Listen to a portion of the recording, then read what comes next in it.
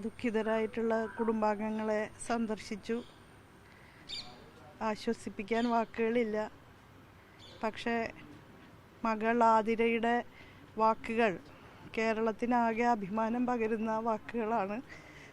ഞാൻ ആ കുട്ടിയെ ഹൃദയത്തിൻ്റെ ഭാഷയിൽ അഭിവാദ്യം ചെയ്യുകയാണ്. കാരണം ഇത്ര ദുരന്ത മുഖത്ത് നിന്ന് രക്ഷപ്പെട്ടു വന്ന കുട്ടി പറഞ്ഞ ആ വാക്കുകൾക്ക് ഇന്നത്തെ സാമൂഹ്യ അന്തരീക്ഷത്തിൽ വലിയ പ്രസക്തിയാണുള്ളത്. ആ രണ്ട് മുസാഫിർ, സമീർ എന്ന് പറയുന്ന സഹോദരന്മാർ എനിക്ക് അനുജന്മാരായിട്ടുണ്ടായി എന്നുള്ള ആ വാക്കത് പറയാനായിട്ട് ആ കുട്ടിക്ക് ഈ സന്ദർഭത്തിൽ കഴിഞ്ഞു എന്നുള്ളത് വളരെ വലിയൊരു കാര്യമായിട്ട് ഞാൻ കരുതാണ്. തന്നെയല്ല, ദുരന്ത മുഖത്ത് നിന്ന് അമ്മയെയും 2 ഇരട്ട കുട്ടികളെയൊക്കെ ചേർത്ത് പിടിച്ചുകൊണ്ട് ഇവിടെ എത്തിച്ചു എന്നുള്ളത്. അതുകൊണ്ട് ആ കുട്ടിയെ കാണണം എന്ന് എനിക്ക് വളരെയധികം ആഗ്രഹമുണ്ടായി.